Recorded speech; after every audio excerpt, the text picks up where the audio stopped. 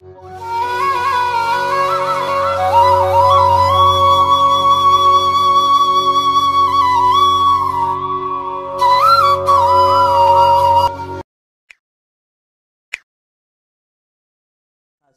ऋषियों को ये भागवत का अमृत पिला रहे हैं।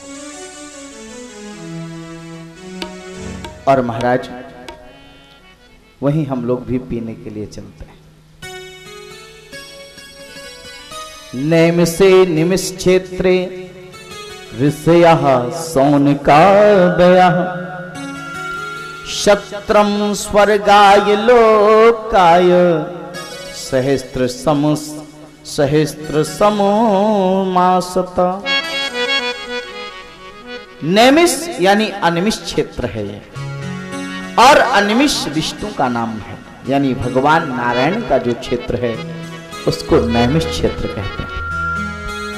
लखनऊ के पास में ही सीतापुर जिले में जो नैमिषारण्य क्षेत्र है वहीं पर यह अमृत पिलाया जा रहा है।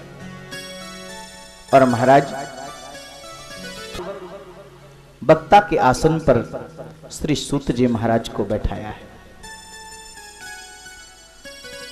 आदर पूर्वक सूत को प्रणाम करके प्रश्न पूछा है सोनक जी ने, त्वया खलु पुराणानि सेतिहासानि चानघ आख्यातान्यप्यधीतानि धर्मशास्त्राणि यान्युत यानी वेद विदाम श्रेष्ठो भगवान बादरायणः अन्ये च मुनया सूत परावर विदो विदुः। हे अनग, हे निष्पाप सूत जी, आपने पुराण इतिहास धर्म शास्त्र सबका अध्ययन किया है। हे पुराण श्रेष्ठ पुराण वक्ता श्री सूत जी महाराज, व्यास जी की कृपा से आपको सारा ज्ञान प्राप्त है और सभी धर्म शास्त्रों पुराणों इतिहासों की मनीषा की मथानी बना करके आपने सबको मथ दिया है।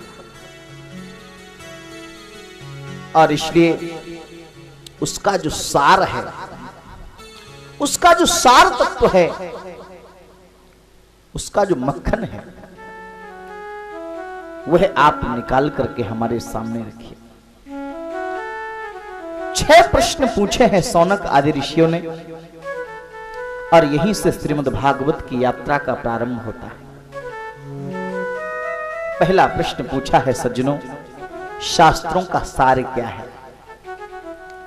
दूसरा प्रश्न पूछा है श्रेय क्या है। और महाराज तीसरा प्रश्न है श्रेय का अर्थात कल्याण का साधन क्या है। और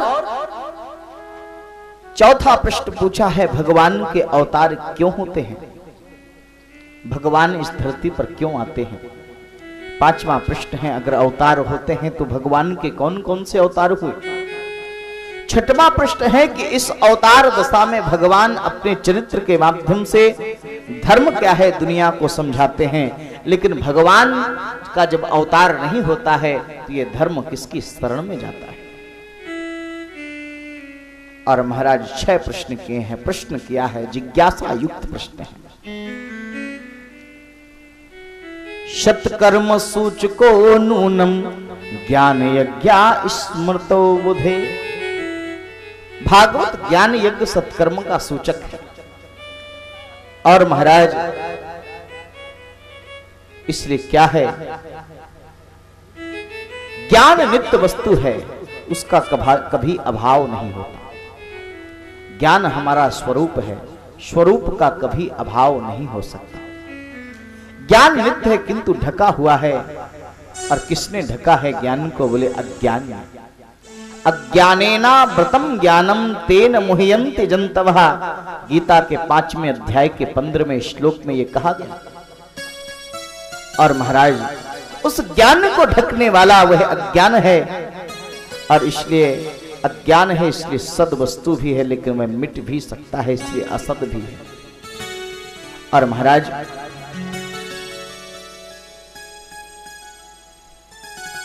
तो ये कथा कब समझ में आती है? बोले जब श्रद्धा और विश्वास का मिलन होता है। और उस श्रद्धा और विश्वास का मिलन होने के बाद और क्या होता है? बोले श्रद्धा जब ज्ञान का गर्भ धारण करती है,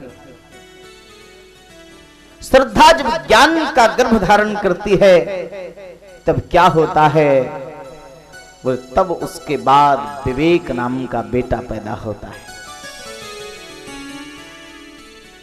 और इसलिए पार्वती श्रद्धा है, भगवान शिव विश्वास हैं, और श्रद्धा जब विश्वास का गर्भ धारण किया तो गजानन गणेश जी का जो है प्राकट्य हुआ। ये विवेकशाली हैं, ज्ञानी हैं, रिद्धि बुद्धि और सिद्धि के दाता है। तो इसका तात्पर्य क्या है सज्जनों? बोले तत्व को जानने की जो जिज्ञासा है, उपदेक्ष्यन्ति ते ज्ञानम ज्ञानिनस् तत्वदर्शिनः, गीता में कहा। भगवान कृष्ण ने अर्जुन को समझाते हुए गीता के 4थे अध्याय के 34वें श्लोक में। और ज्ञानी व्यक्ति का जीवन क्या है? बोलो तत्व को जानना, यही ज्ञानी का लक्षण है। इसलिए ज्ञान, अज्ञान के कारण ज्ञान ढका हुआ है। जैसे जिस प्रकार धुएं में अग्नि ढकी हुई होती है, जैसे धूल से दर्पण ढका हुआ होता है, तो उस दर्पण में आप अपना प्रतिबिंब नहीं देख सकते। धूल से शीशा ढका हुआ होता है, तो उस शीशे में आप अपना चेहरा नहीं देख सकते। उसी प्रकार से वासना, देखो भाई, अज्ञान से ज्ञान ढका हुआ है, और पाप का कारण है वासना, और वासना का कारण है अज्ञान। इसलिए ज्ञान को प्रकट करें, अज्ञान ना रहे तो ना वासना रहेगी ना पाप रहेगा। इसलिए पाप से बचने का जो वास्तविक यह उपाय है, वही ज्ञान को प्रकट करता है। ना ही ज्ञानेन सदसम पवित्रमिह विद्यते, ज्ञान के समान कुछ पवित्र है ही नहीं। और इसलिए अगर आप हृदय के दर्पण में आप परमात्मा के प्रतिबिंब को देखना चाहते हैं, तो उसके लिए एक ही उपाय है। आपको अपने हृदय के प्रतिबिंब, अपने हृदय के दर्पण की धूल को साफ करना होगा, रज को साफ करना होगा। अंतःकरण निर्मल होगा तो आत्म तत्व की प्राप्ति और ब्रह्म का साक्षात्कार होगा। और इसलिए गोस्वामी तुलसीदास जी महाराज ने लिखा, मुकुर मलिन अरु नयन विहीना, राम रूप दे कहीं कीम दीना। मुकुर मलिन अरु नयन विहीना, हो मुकुर मलिन अरु नयन विहीना, राम रूप देखो कितने। मुकुर मलिन अरु नयन विहीना, राम रूप देखहि किम दीना। जिनका शीशा मैला है, मुकुर माने शीशा, और जो अंधे भी है। एक तो शीशा मैला हो, फिर अंधा हो आदमी, तो बताइए अपना प्रतिबिंब कैसे दिखाई देगा? तो मुकुर मलिन अरु नयन विहीना, मुकुर मलिन अरु नयन विहीना, राम रूप से कहीं कीम दीना। हो राम रूप देखो कीम दीना। मुकुर मलिन हो और नयन विहीन हो तो राम का रूप कैसे दिखाई दे? और गोस्वामी तुलसीदास जी महाराज ने ऐसे लोगों पर दया की, और गोस्वामी जी को ये लिखते लिखते दया आ गई कि एक तो अंधा है और इसके हृदय का शीशा साफ नहीं है, तो ये कौन है? गोस्वामी जी बोले, राम रूप दे कहीं की मदीना। ये दीन है। राम रूप दे कहूँ की मदीना। राम रूप दे कहीं की मदीना। राम रूप दे कहूँ की मदीना।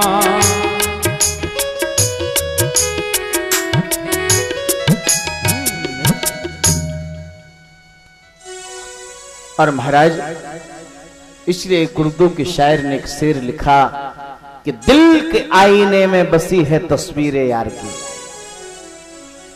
दिल के आईने में बसी है तस्वीर यार की, बस जरा सी गर्दन झुकाई और देख लिया।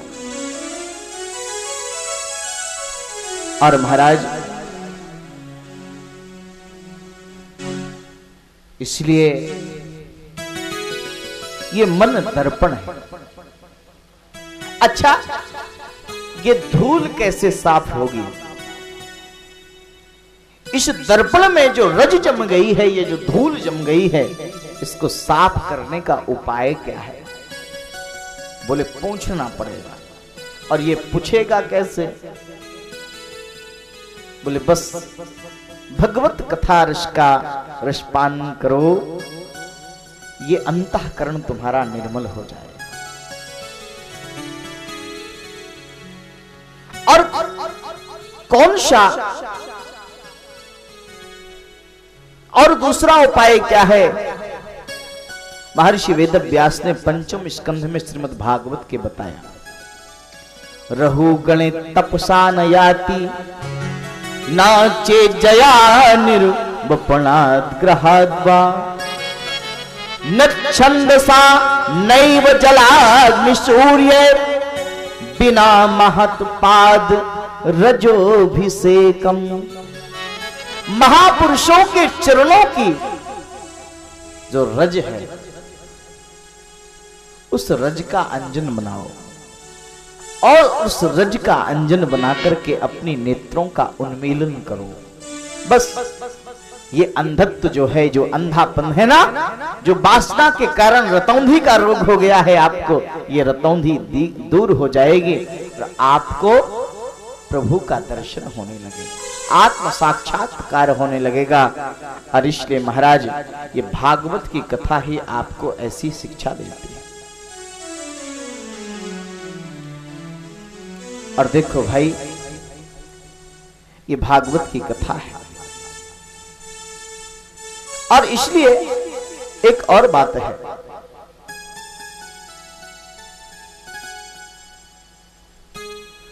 आप मन से भागना चाहें तो मन से नहीं भाग सकते। जग से चाहे भाग ले कोई, मन से भाग न पाए। तोरा मन दर्पण कहलाए, तोरा मन दर्पण कहलाए।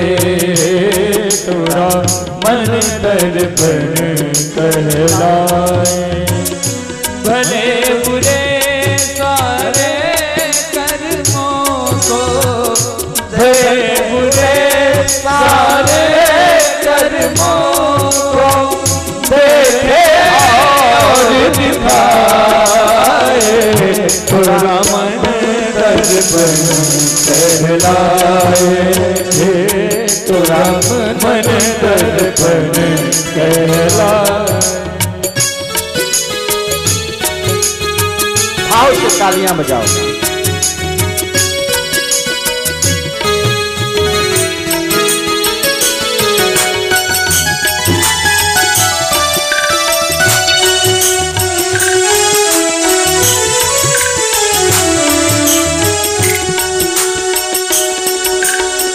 मन ही देवता मन ही ईश्वर, मन से बड़ा न को। मन ही देवता मन ही ईश्वर मन से बड़ा न कोई। मन उजियाला जब जब फैले जग उजियारा हो। मन उजियारा जब जब फैले जग उजियारा हो। जग से कोई भाग ले जाए मन से भाग न पाए। तोरा मन दर्पण कहलाए। तोरा मन दर्पण कहलाए। भले बुरे सारे कर्मों को, भले बुरे सारे कर्मों को देखे और दिखाए। तोरा मन दर्पण कहलाए। तोरा मन दर्पण मन दर्पण कहलाए। इस उजले दर्पण पर प्राणी भूल न जमने पाए। इस उजले मन से प्राणी, इस उजले मन पर प्राणी भूल न जमने पाए। तोरा मन दर्पण कहलाए। तोरा मन दर्पण कहलाए।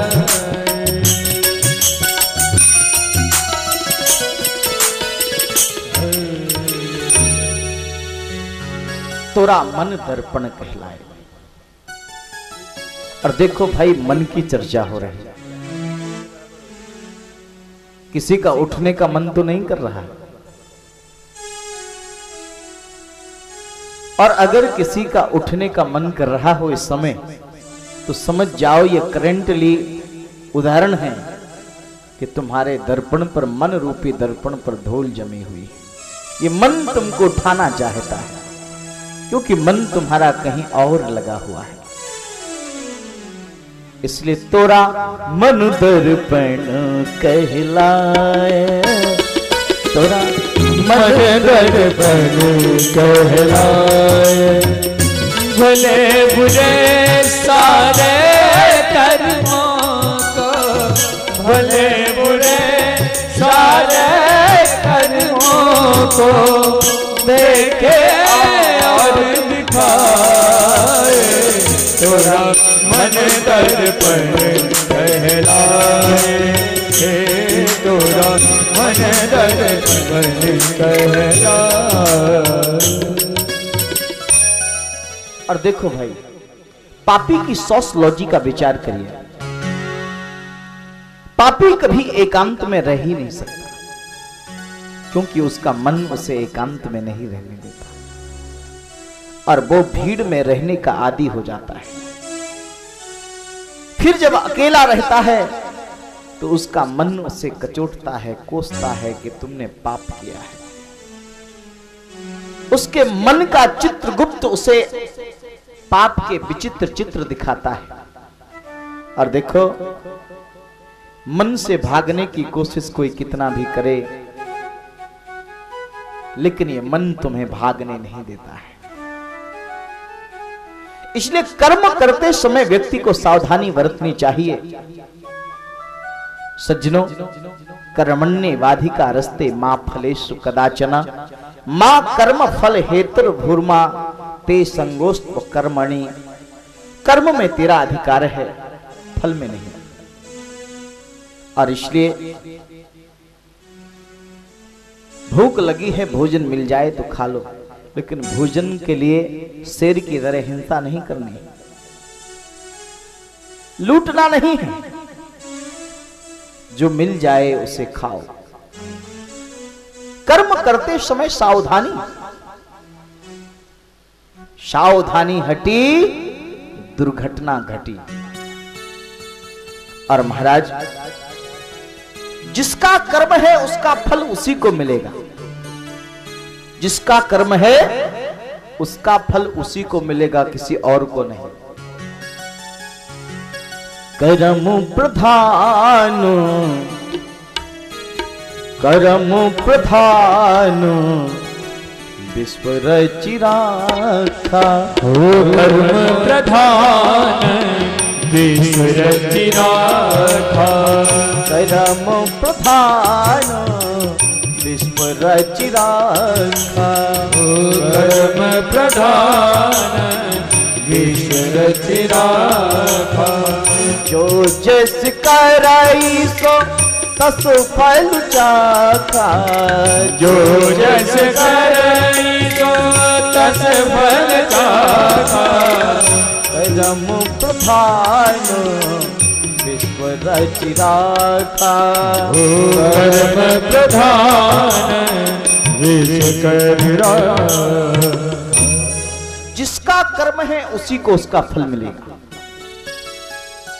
अवश्यमेव भोक्तव्यम कर्म फल शुभाशुभम।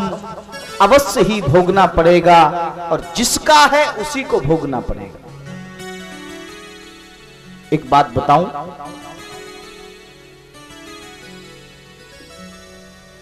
एक जगह बगीचे में आम लगे थे। तो बगीचे में आम लगे तो एक राहगीर जा रहा था, तो उसकी आंखों ने देखा। आंखों ने देखा तो मन ने कहा कि चलो, और मन ने कहा तो पांव चल दिया। तो हाथ ने कहा कि तोड़ो, हाथ ने तोड़े तो जीभ ने कहा कि चखो, जीभ ने चखा तो मुंह ने कहा कि रखो। और इतने में बगीचे का मालिक आया, उसने आम खाने वाले की पीठ में 4 लाठियां मारी। अब बगीचे के मालिक ने कहा, पिट तो गया ही वो आदमी। उसने कहा कि एक बात समझ में नहीं आई। आंख ने देखा, पांव चल करके गए, हाथ ने तोड़ा, मन ने कहा, जीभ ने चखा, मुंह ने रखा, लेकिन ये पीठ का तो कोई रोल नहीं, लेकिन डंडे पड़े तो पीठ में ही क्यों पड़े? इसका मतलब कि गीता में ये गलत लिखा है कि जिसका कर्म है उसी को भोगना पड़ेगा। अरे पीठ ने तो कोई कर्म किया ही नहीं। वह व्यक्ति हमारे जैसे किसी फिलोसफर संत के पास आया, उसने कहा महाराज ये बात समझ में नहीं है, जिसका फल है उसी को भोगना पड़ेगा। अवश्यमेव भोक्तव्यम कर्मफल शुभाशुभम। मैंने कहा बिल्कुल ठीक लिखा है। कैसे? मैंने कहा घटना बताओ। बोले आंख ने देखा, पांव चल करके गए, मन ने कहा तोड़ो, हाथ ने तोड़ा, हाथ ने तोड़ा तो जीभ ने चखा, मुंह ने रखा, पिटी बिचारी पीठ। पीठ का तो कोई रोल नहीं, पीठ की तो कोई भूमिका नहीं। मैंने कहा कि ये बताओ कि जब पीठ में डंडे पड़े तो रोया कौन? बोले आंखें। तो सबसे पहले गलती किसने की थी? आंखों ने ही। आंखों ने ही तो देखा था। तो अवश्यमेव भोक्तव्यम कर्मफल शुभाशुभम। जिसने किया है उसी को भोगना पड़ेगा, इसमें कोई दो राय नहीं। और महाराज इसलिए कर्म करना है। यज्ञ के अतिरिक्त जो भी कर्म है वो बंधन का कारण बनते हैं। इसलिए तू यज्ञ कर्म कर, अपने कर्म को तू यज्ञ बना ले। और यही क्या है? यजनम यज्ञ वेदा। कहते हैं कि यजन ही यज्ञ है। इसलिए अपने कर्म के द्वारा भगवान को सब कुछ तू समर्पित कर दे। अपने प्रत्येक कर्म को भगवान की पूजा कर। अपने प्रत्येक कर्म को तू पूजा बना ले। यज्ञार्थात् कर्मणोऽन्यत्र लोकोऽयं कर्म बंधना तदर्थं कर्म कौन्तेय मुक्त संगः समाचर। गीता के 3 अध्याय के 9वें श्लोक में लिखा। और इसलिए कितने प्रकार के कर्म है? बोले तदर्थम। पहली बात यह है कि भगवान के निमित्त कर्म करना चाहिए। दूसरा है मुक्त संग, आसक्ति से रहित होकर के कर्म करना चाहिए। और तीसरा है समाचर, यानी सम्यक प्रकारेण अच्छी तरह से कर्म करना चाहिए। और महाराज देखो, ये गीता मानव का मनोविज्ञान है। और इसलिए एक बहुत बड़े मनोवैज्ञानिक दार्शनिक हुए हैं सिगमंड फ्राइड, वेस्टर्न साइकोलॉजियन फिलोसफर हुए हैं सिगमंड फ्राइड। उनको कहा जाता है कि सिगमंड फ्राइड बहुत ही अच्छे मनोविश्लेषक थे। लेकिन सज्जनों, कृष्ण का विज्ञान है गीता, और मैंने कहा कि गीता मानव का मनोविज्ञान है। अगर सिगमंड फ्राइड मनोविश्लेषक था तो श्री कृष्ण मनोसंश्लेषक हैं, इसलिए गीता मानव का मनोविज्ञान है। और महाराज, इसलिए ज्ञान का दीपक जलाना है, और श्रीमद् भागवत ज्ञान का दीपक है। इसलिए कहा या स्वानुभाव मखिला श्रुति सारमेक मध्यात्म दीपमति तितीर्षताम तमोन्धम संसारिणाम करुणया पुराण गुह्यम तम व्यास सोनुमुपयामि गुरुम मुनीनाम। और महाराज, एक और बताऊं बात, अंधकार को कोसते रहने से बात नहीं बनेगी। बरसों से तुम अंधकार को गालियां दे रहे हो। तुम्हारे दरवाजों में कोई रोशनी लेकर के आता है तो तुम दरवाजे बंद कर देते हो, क्योंकि तुम अंधकार में जीने के आदी हो चुके हो। तुम कहते हो अंधेरा कायम रहे। एक नाटक आता था शक्तिमान, उसमें एक पात्र था सम्राट किलबिज। वो कहता था अंधेरा कायम रहे।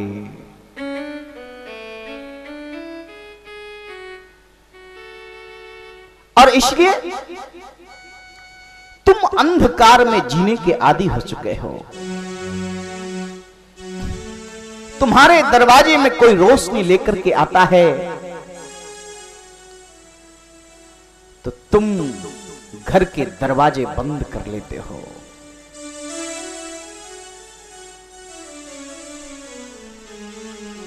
तुम घर के दरवाजे बंद कर लेते हो क्योंकि रोशनी तुम्हें पसंद नहीं है। पर याद रखना, रोशनी तुम्हें पसंद नहीं है, लेकिन जीवन तो रोशनी में भी होता है। और देखो भाई, समाज में कई लोग ऐसे होते हैं जो अंधकार को कोसते हैं। ये बिगड़ गया है, वो बिगड़ गया है।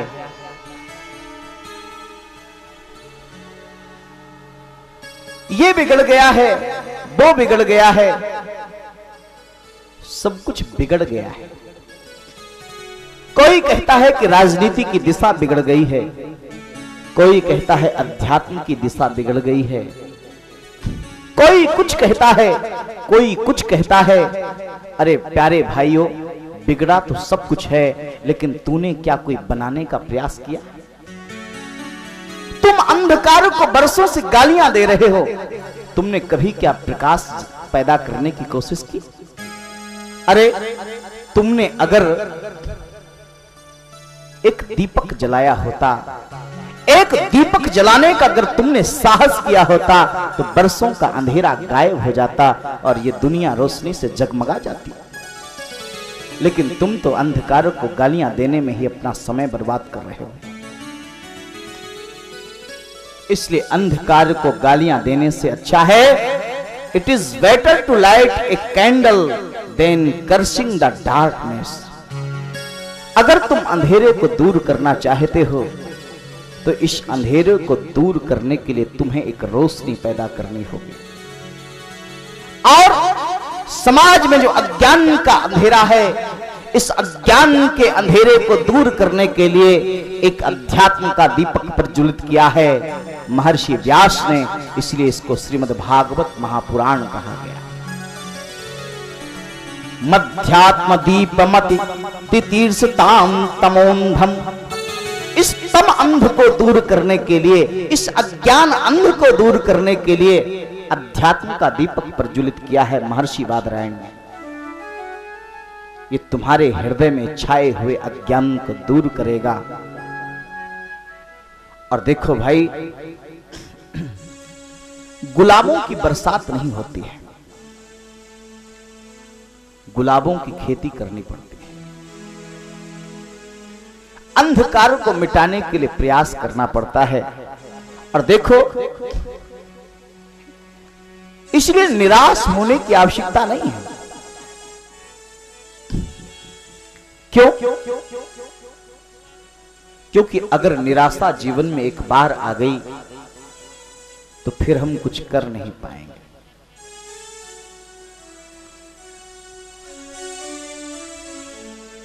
और एड्स और कैंसर उतना भयानक रोग नहीं है जितना जीवन में तुम्हारे नैराश्य का रोग है। अगर नैराश्य का रोग लग गया तो फिर समस्या जटिल हो जाएगी। इसलिए समस्या को दूर करने के लिए एक दीपक जलाना होगा। और देखो भाई, ये अध्यात्म का एक ऐसा दीप प्रज्वलित किया है महर्षि व्यास ने, जिसके माध्यम से समाज की एक दिशा और दशा तय की जा सकती है। मैं हमेशा एक बात कहता हूं कि श्रीमद् भागवत की कथा गडरियों का गीत नहीं है, ना ही श्रीमद् भागवत के 18,000 श्लोक तुम्हारे मनोरंजन का साधन है। भागवत को लेकर के समाज में एक भ्रांति पैदा हो गई है, और भ्रांति तथा कथित आध्यात्मिक लोगों ने ही बनाई है कि भागवत एक मनोरंजन का साधन है। गर्मियों की छुट्टियां हों, बच्चे खाली हों, साहब कुल्लू मनाली कौन जाएगा, एक भागवत करवा लो, बड़ा एंजॉय होगा। लोग कहते हैं एंजॉय, 7 दिन एंजॉय करेंगे। तो भागवत मनोरंजन का साधन नहीं है। और ये बार बार भागवत क्यों? महर्षि व्यास, महर्षि शुक,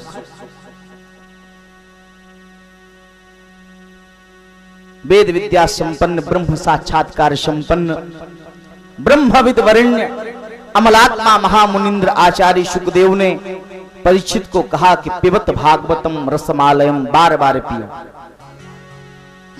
बार बार क्यों पिए? मानो ये रिपाइटेशन है, यानी रिपीट करना है इसको। बार बार सत्य को दोहराने की कला है ये, क्योंकि आदमी बड़ा भुलक्कड़ है। बार बार ये कथा तुम्हें याद दिलाती है कि तुम 7 ही दिन के मेहमान हो। इसलिए बार बार रिसाइटेशन होता है, बार बार रिपीट होता है, बार बार विस्मृत को स्मृत करने का कार्य कराती है ये भागवत की कथा। और एक और बात बताऊं, तुम एक दिन का भी पुराना अखबार पढ़ना पसंद नहीं करते हो। एक दिन का भी पुराना अखबार अगर तुम्हारे सामने आ जाए और तुम बड़ी दिलचस्पी से उसे पढ़ते हो, और किसी ने अगर धोखे से बता दिया कि भाई साहब ये तो कल का है, तुरंत फेंक देते हो। अच्छा कल का है, हमने सोचा आज का। यानी एक दिन पुराना अखबार भी तुम पढ़ना नहीं पसंद करते हो। लेकिन क्या कारण है सज्जनों कि वर्षों पुरानी राम कथा, वर्षों पुरानी श्रीमद् भागवत कथा आप इतनी बड़ी संख्या में उपस्थित होकर के यहां सुनते हैं। इसका एक ही कारण है कि भागवत नित्य नवीन है, नित्य नूतन है, ये कभी पुरानी होती ही नहीं। और देखो भाई, भागवत कभी पुरानी होती ही नहीं, ये तो नित्य नवीन है। नित्य नूतन है। इसलिए सत्य का स्मरण कराने के लिए बार बार भागवत की कथा, बार बार सत्संग, बार बार भगवान की चर्चा, बार बार हरि का चिंतन, क्योंकि सत्य विस्मृत ना हो जाए। क्यों? क्योंकि एक असत्य अगर बार बार दोहराया जाता है तो वह असत्य भी बार बार दोहराने के कारण सत्य हो जाता है। एक ब्राह्मण को किसी व्यक्ति ने गाय दान की, छोटी सी बछिया गाय की। ब्राह्मण उसे अपने कंधे में लाद के ले जा रहा था। गांव के 2-4 लफंगों ने कहा कि पंडित जी, ये बकरी कहां ले जा रहे हैं? ये बकरी आप कहां ले जा रहे हैं? पंडित जी ने कहा, अरे बकरी नहीं, ये गाय है। अरे गाय है, बकरी है, आप बकरी ले जा रहे हैं? पंडित जी ने कहा कि इनको पता नहीं हो कि गाय है। आगे बढ़े तो उनकी तरीकेबद्ध योजना थी। गांव के लफंगे 2 इस चौराहे में खड़े हो गए, 2 आगे खड़े हो गए, 2 उसके आगे खड़े हो गए। पंडित जी इसी रास्ते से निकलेंगे। सबने योजना बनाई कि बार बार कहेंगे कि बकरी कहां ले जा रहे हैं। आगे पहुंचे तो 2 लफंगे बोले, पंडित जी पाए लागू, खुशी रहो। ये बकरी किसने दिया? ब्राह्मण ने कहा, तुम्हारी आंखें फूटी हैं, ये बकरी नहीं गाय। अरे हमारी? बगल वाले से पूछ लो। बगल वाले से पूछा, क्यों भाई ये हाँ पंडित जी ये बकरी है। पंडित जी सोच में पड़ गए, बकरी? मैं तो गाय लाया हूं। आगे बढ़े, फिर 2 लफंगे खड़े थे। उनका, पंडित जी ये बकरी किसने दान में आपको दे दी बकरी? ब्राह्मण ने कहा कि सचमुच कहीं मैं बकरी तो नहीं ले आया, और गाय को फेंक करके चल दिया। गाय की बछिया को अपने कंधे से उतारा और छोड़ के चल दिया। इसका तात्पर्य क्या है? समाज में जब असत्य बार बार दोहराया जाता है तो ये असत्य भी सत्य प्रतीत होने लगता है, ये सत्य भी असत्य भी सत्य बन जाता है। यही कारण है कि बार बार सत्य का स्मरण कराने के लिए, समाज में संस्कृति का शंखनाद करने के लिए, समाज में सतत अध्यात्म का दीपक प्रज्वलित रहे और भारतीय संस्कृति की गूंज सारे विश्व में सुनाई दे, इसलिए बार बार भागवत की कथा, बार बार राम की कथा, बार बार सत्संग इसलिए आवश्यक है। इसलिए बार बार सत्संग की आवश्यकता है। और ऐसी दिव्य कथा है जिसके माध्यम से आप मुक्ति को प्राप्त कर सकते हैं। तो 6 प्रश्न शौनक आदि ऋषियों ने पूछे हैं और उन प्रश्नों के जवाब में सूत जी महाराज ने नैमिषारण्य में कथा का आरंभ किया है।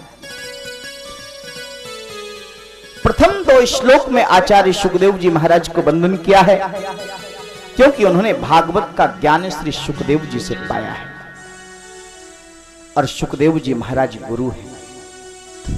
गुरु का स्मरण, गुरुदेव का स्मरण प्रथम।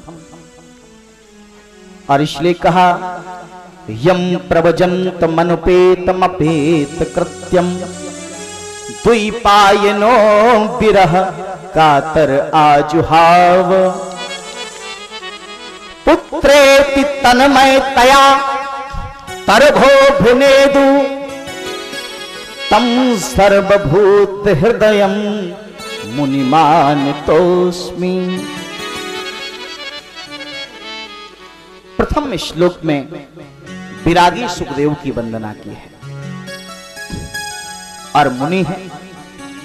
दूसरे श्लोक में अपने पिता वेदव्यास से भागवत सीखे हुए अनुरागी सुखदेव की वंदना की है।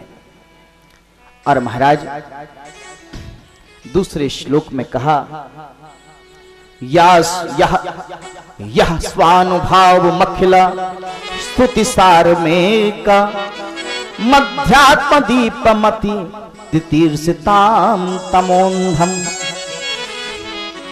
संसारिणाम करुणयाः पुराण गुह्यम तम व्यास सोन मुपयाम गुरुम मुनीनाम।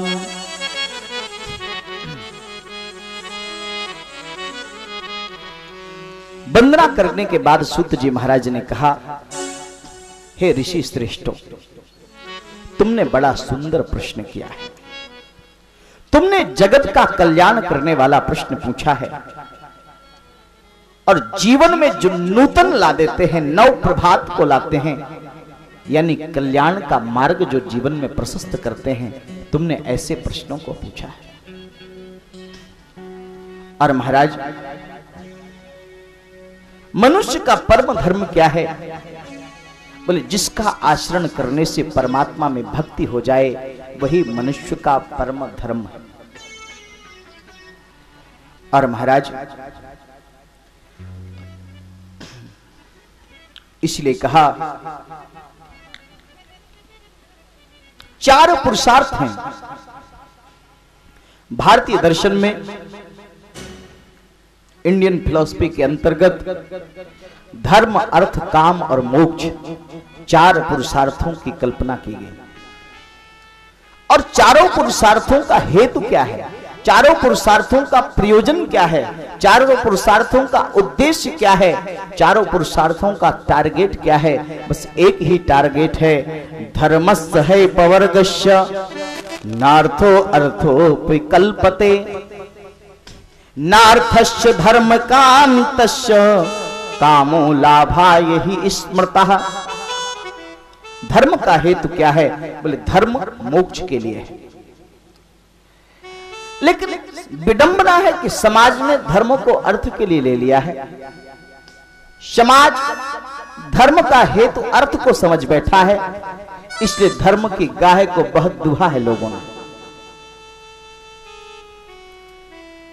आज धर्म के तथाकथित ठेकेदार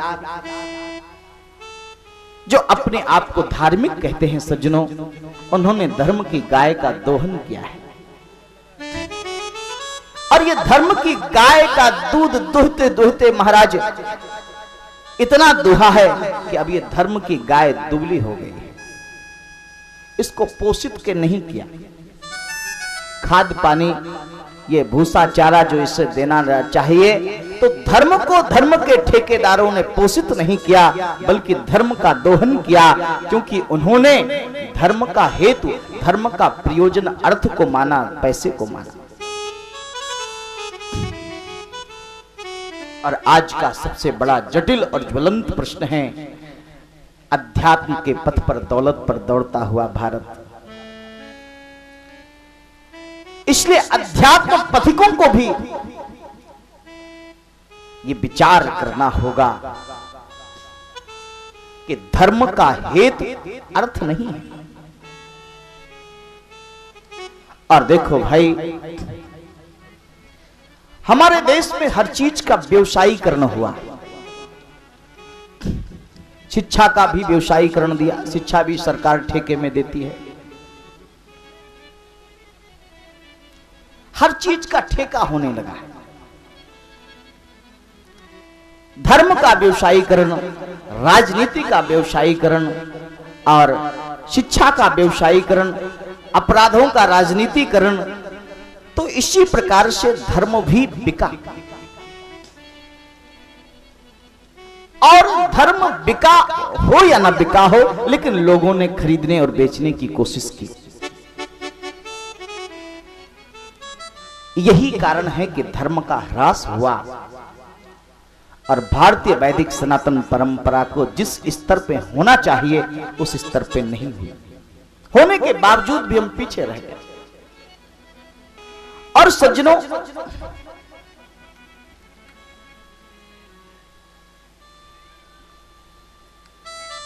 धर्म मोक्ष के लिए है, अर्थ के लिए नहीं। धर्म, अर्थ, काम और मोक्ष ये पुरुषार्थ चतुष्टय है। काम और अर्थ धर्म के साथ जुड़ी हुई। अगर अर्थ और काम के साथ में धर्म पीछे लग जाएगा तो ठीक नहीं है। धर्म नेतृत्व करता है और अर्थ काम पीछे रहता है और रिजल्ट के रूप में मोक्ष की प्राप्ति होती है। तो हमें यह संस्कार देना है कि धर्म के लिए अर्थ नहीं है। धर्म के लिए अर्थ है, अर्थ के लिए धर्म नहीं है। और इसलिए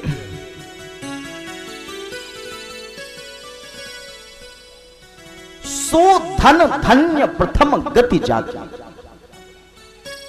वह धन धन्य है जो दूसरों के काम आता है। राष्ट्र के लिए आपने अगर धन समर्पित किया है,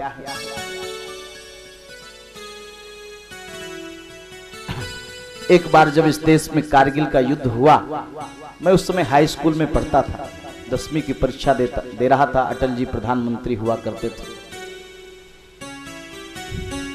उस समय स्कूल में एक भाषण प्रतियोगिता हुई आतंकवाद के विषय पर। मुझे तब की एक पंक्ति याद है, मैंने भाषण दिया, बोला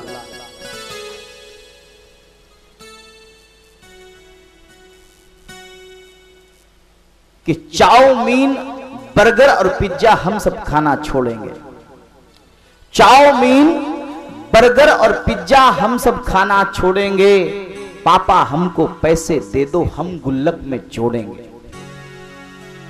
और उस पैसे को श्री अटल को हम देंगे। उस पैसे से श्री अटल जी तोप तमंचे बम लेंगे। उस समय प्रधानमंत्री थे, कारगिल का युद्ध चल रहा। तो धर्म, अर्थ धर्म के लिए हो, अर्थ राष्ट्र के लिए हो। आपने भामाशाह की कथा को सुना होगा। एक भामाशाह, जब एक इस देश का वीर महाराणा प्रताप, हल्दी घाटी का वो सूरमा, जब अपनी तलवार को अर्थ के अभाव में मुगलों के सामने रख रहा हो, आत्मसमर्पण करने के लिए जा रहा हो, तब पीछे से एक आवाज आई कि अभी राजस्थान में चित्तौड़ की माटी में भामा ने जन्म लिया है और राणा अभी भामाशाह जिंदा है। ले पकड़, ये धन ले जा और सेना इकट्ठी करके फिर से मुगलों से लोहा ले। एक भामाशाह ने अपने अर्थ को राष्ट्र के लिए समर्पित कर दिया। यही कारण है कि आज भामा इतिहास में अमर हो गई। राष्ट्र के लिए, समाज के लिए, धर्म के लिए धन, ये धन की प्रथम गति है। इसलिए ध्यान देना चाहिए कि हमारे संस्कार ऐसे हों। हमारी संस्कृति ये सिखाती है कि धर्म के लिए अर्थ हो, अर्थ के लिए धर्म ना हो। और हमारे देश में सज्जनों,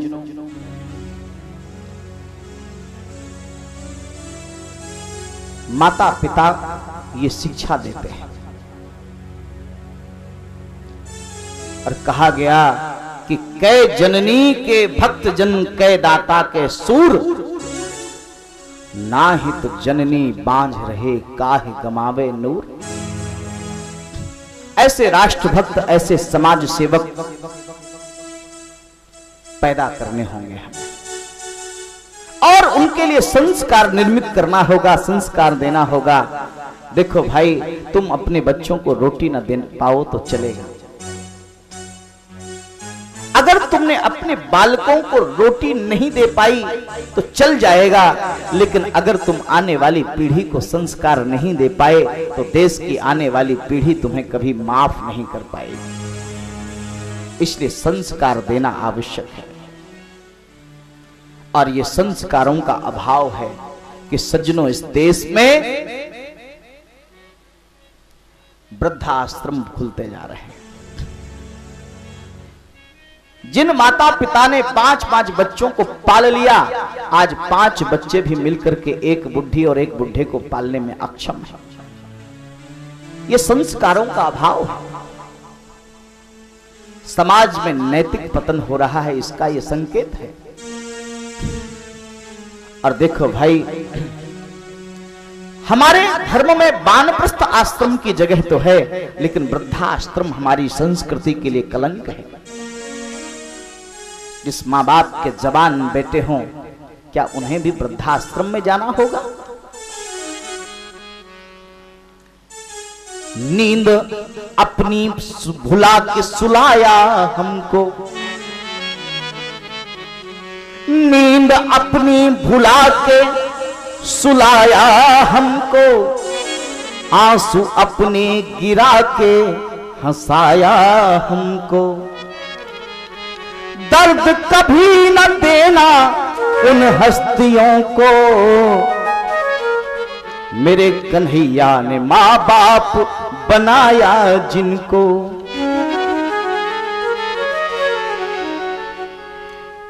उनको दर्द मत दो।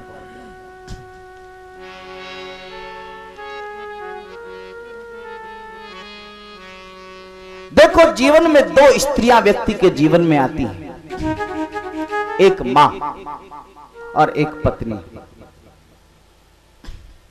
पत्नी पुरुषार्थ से मिलती है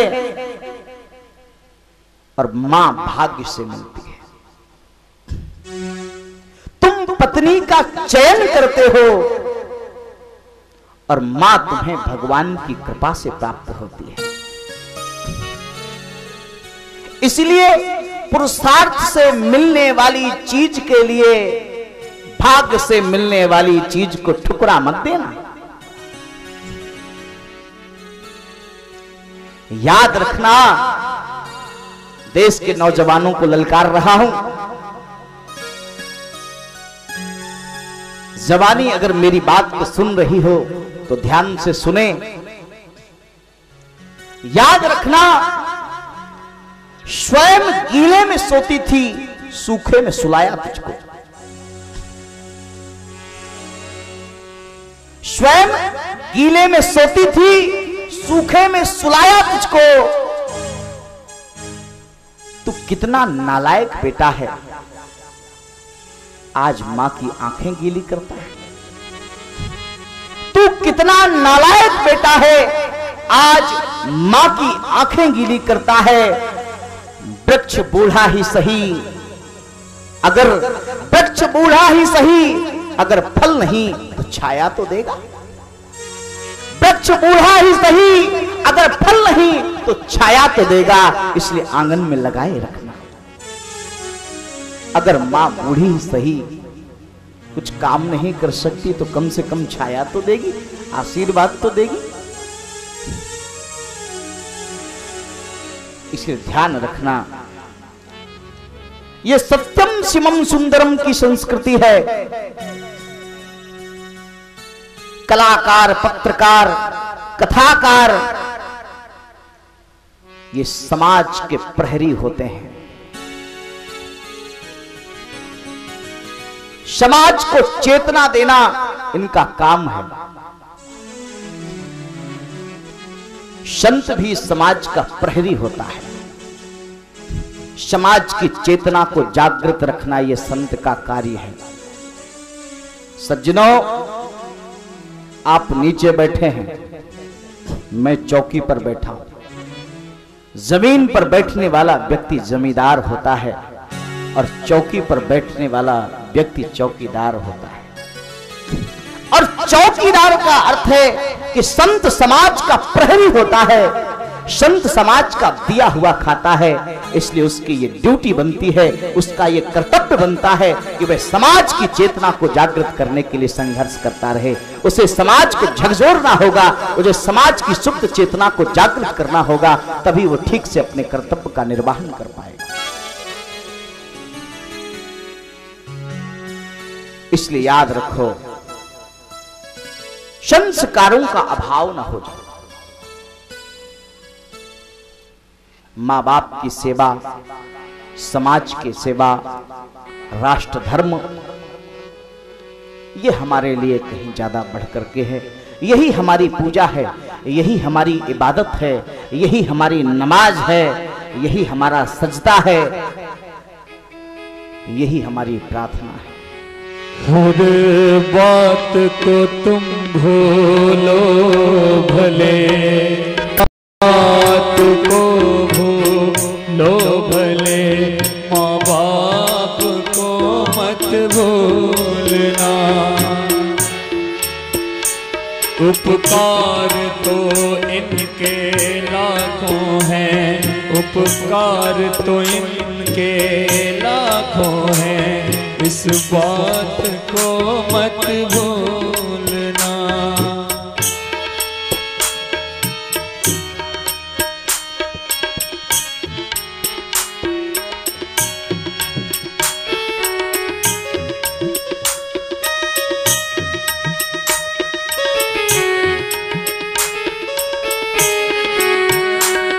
धरती के देवों को पूजा, भगवान को लाख मनाया है। जब तेरी सूरत पाई है, संसार में तुझको लाया है।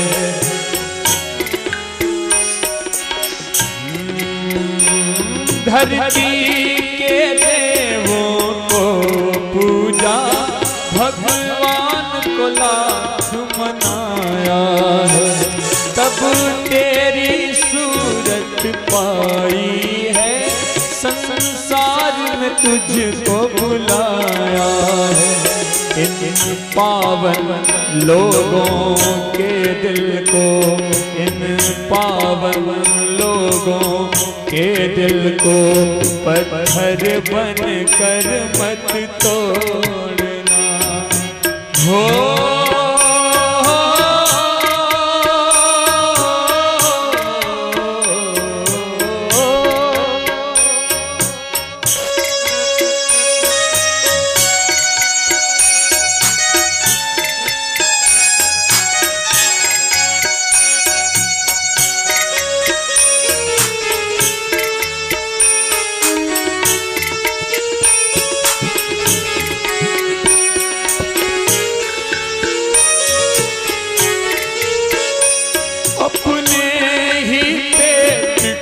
काटा है और तेरी काया सजाई है।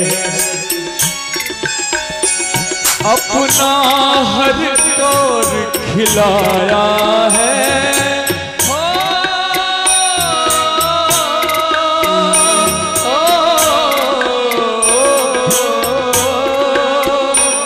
अपना हर दौर खिलाया तुझे, तब तेरी भूख मिटाई है। इन अमृत देने वालों के, इन अमृत देने वालों के जीवन में जहर मत घोलना। उपकार तो इनके लाखों हैं, उपकार ना तुम भूलना।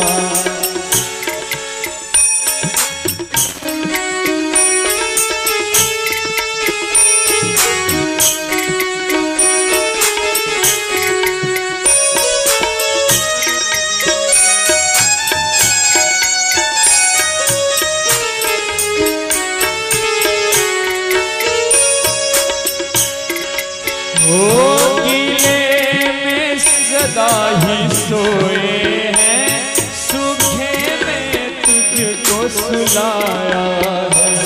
बाहों का बना कर झूला, तुझे दिन और रात झुलाया है।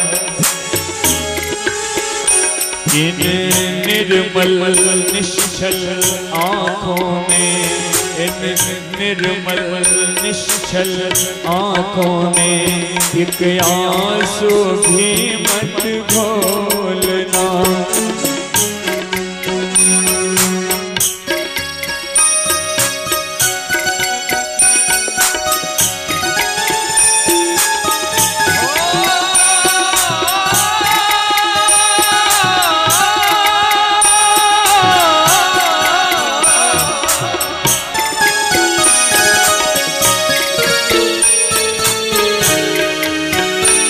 जो चीज भी तूने मांगी है, वो सब कुछ तूने पाया है। हर पीर को लगाया सीने, बड़ा तुझसे नेह लगाया है। इन प्यार लुटाने वालों का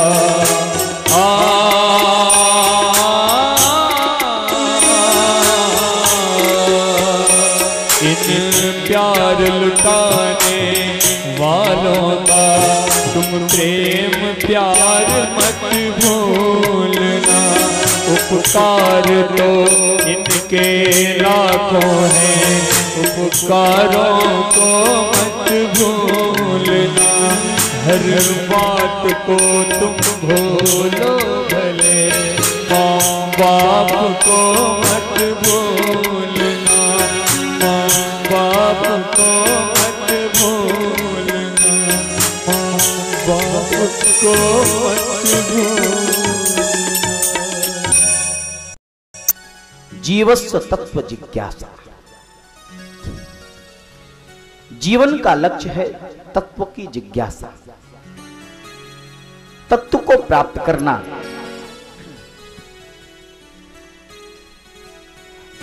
और तत्व को जानने के बाद सज्जनों होगा क्या?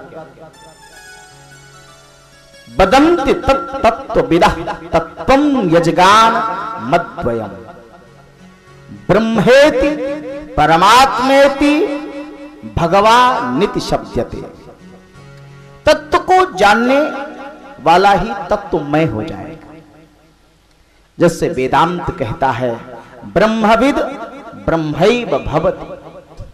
ब्रह्म को जानने वाला, ब्रह्म साक्षात्कार संपन्न, ब्रह्म विद्या संपन्न, आत्म विद्या संपन्न, ब्रह्मविद वरेण्य जब हो जाओगे तो ब्रह्मविद होने का मतलब है तुम ब्रह्ममय हो जाओगे।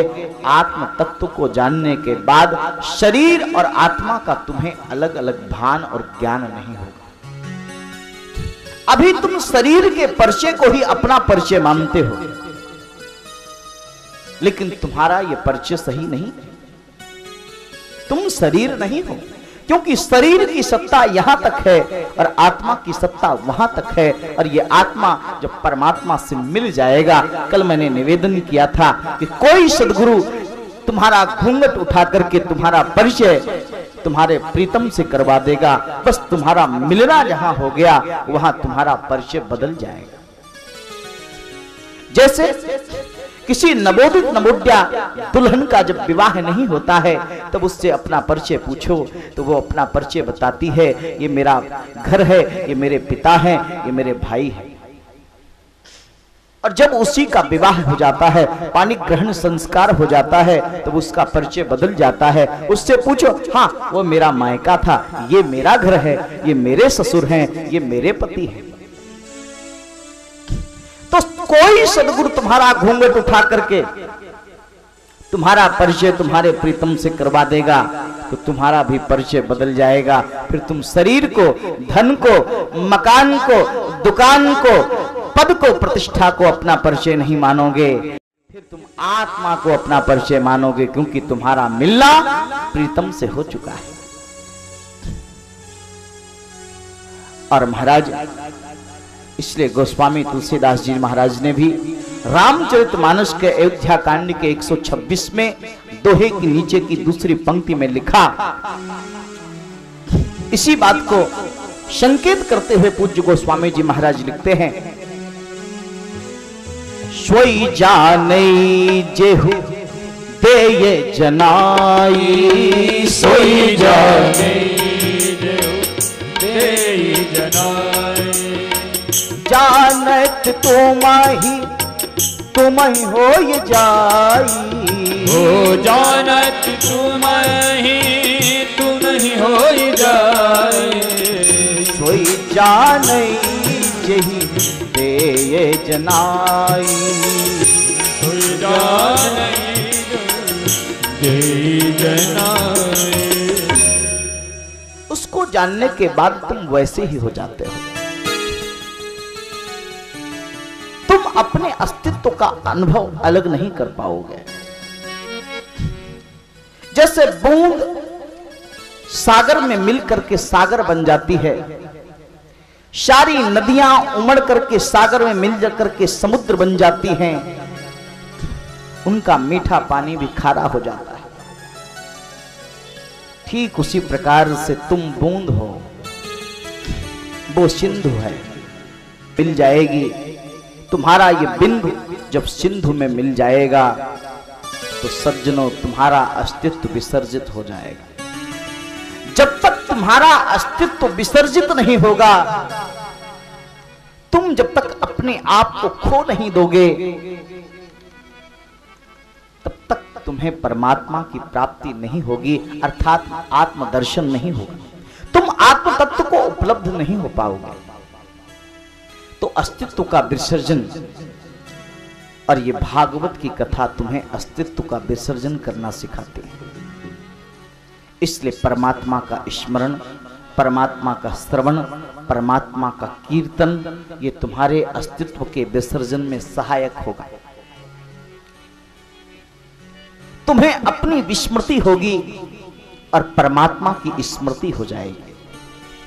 और जिस क्षण तुम्हें परमात्मा की स्मृति होने लगी, जिस क्षण परमात्मा की स्मृति तुम्हारी खोपड़ी में नहीं तुम्हारे मन में उतरने लगी, तब तक तुम विचार करने लग जाओ, सोचने लग जाओ कि वही खुमारी जैसी स्थिति आने लगी। जैसे कबीर की भाषा में कबीर ने लिखा, पीबत राम रस लगी खुमारी। तुम उतरने लगे हो, तुम डूबने लगे हो, तुम धीरे धीरे गहराई के तल पर विसर्जित होने लगे हो। यही ध्यान की कला सिखाती है, यही योग की कला सिखाती है, यही ज्ञानियों का योग है, यही ज्ञानियों का ज्ञान है, भक्तों का भाव है। तुम्हें उतरना है, निचले तल पर उतरना है। तुम जब तक निचले तल को उपलब्ध नहीं होगे, तुम निचले तल पर जब तक नहीं उतरोगे, तब तक तुम्हें उसका अनुभव नहीं होगा।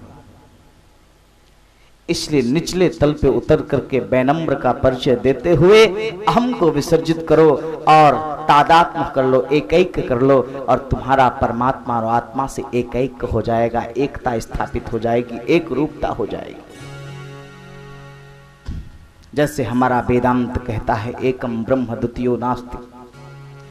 इस्लाम दर्शन भी यही कहता है, लिल्लाह मुहम्मद रसूलुल्लाह। उस अल्लाह के अतिरिक्त दुनिया में कोई दूसरा नूर नहीं है। वही रहीम है, वही रसखान है। बिस्मिल्लाह रहमानुर रहीम। आपने मस्जिद में कई बार सुना होगा, निकलते बैठते जाते उठते। तो एकेश्वरवाद की जो धारणा है वो आत्मविद होने की धारणा है। वही वेदांत की बात है, वही भागवत की बात है।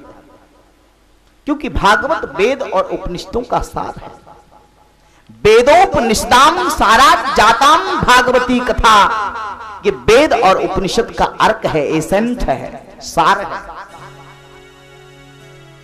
और तुम सार को ग्रहण कर रहे हो। मैंने कल निवेदन किया था कि तुम्हारे मस्तिष्क रुग्ण हो गए हैं। और जब मस्तिष्क रुग्ण होता है, जब हमारे मस्तिष्क में बीमारी होती है, हम मन से जब अस्वस्थ होते हैं, तब हम अपने अस्तित्व को बरकरार रखते हैं। और जैसे ही हमारा मन स्वस्थ होने लगता है, तब हम अस्तित्व विसर्जित करने के लिए तैयार हो जाते हैं। अस्तित्व विसर्जन का मतलब है समर्पण। जब किसी दुल्हन का विवाह होता है तो उसकी मां उसे समझा देती है कि तुम जिस घर में जा रही हो और जिसके पास जा रही हो, जिसके साथ तुम्हारा पारिग्रहण संस्कार हुआ है, वहां तुम्हें अपने अस्तित्व का विसर्जन कर देना है, अर्थात समर्पण कर देना है। तो वह मेंटली रूप से प्रिपेयर होकर उस घर में आती है, मानसिक रूप से तैयार होकर के आती है कि मुझे अपना अस्तित्व विसर्जित करना है। बस यही काम सदगुरु करता है, तुम्हारे अस्तित्व को विसर्जित करने के लिए तुम्हें तैयार कर देता है। और जिस क्षण तुम अपने अस्तित्व का विसर्जन करने के लिए तैयार हो जाते हो, बस उसी क्षण 1 सेकंड का भी विलंब नहीं होता, तुम आत्म तत्व को उपलब्ध हो जाते हो। और यही भागवत कहती है कि देखो भाई, अपने अस्तित्व को विसर्जन करना है, तभी कल्याण होगा, तभी श्रेय होगा। और आज शनक आदियों ने, आज शौनक आदि 88,000 ऋषियों ने श्री सूत जी महाराज को जो प्रश्न किया है, और सूत जी महाराज ने ये जो उत्तर दिया है, मैं आपको सुना रहा था। और अब पूछा है कि भगवान के अवतार कितने हैं और भगवान यहां क्यों आते हैं, कमिंग डाउन, पृथ्वी पर नीचे क्यों उतरते हैं। देखो भाई, भगति भूमि भूसुर सुरभि सुरहित लागी कृपाल, करत चरित धरि मनुज तन, सुनत मिटहि जग जाल। भगवान आते हैं भूमि का भार दूर करने। भगवान के 24 अवतार हुए। प्रथम अवतार में भगवान सनत कुमार बनकर के आए और ब्रह्मचर्य का पालन किया। दूसरे अवतार में बाराह बनकर के आए, पृथ्वी को जल से बाहर निकाला। तीसरे अवतार में देवर्षि नारद बनकर के आए, भक्ति का मार्ग बताया। चौथे अवतार में नर नारायण बनकर के आए, तपस्या कैसी है, तपस्या क्या है ये बताया। पांचवें अवतार में कपिल मुनि बनकर के आए और सांख्य शास्त्र का उपदेश दिया। और महाराज छठे अवतार में अत्रि अनुसुईया के पुत्र के रूप में दत्त भगवान बनकर के प्रकट हुए और दत्त भगवान ने प्रहलाद को, अलर्क को और महाराज यदु को ज्ञान का उपदेश दिया। सातवें अवतार में भगवान यज्ञ नारायण हुए, रुचि ऋषि के घर में आकुति माता से प्रकट हुए और कर्म का मार्ग क्या है यह प्रशस्त किया।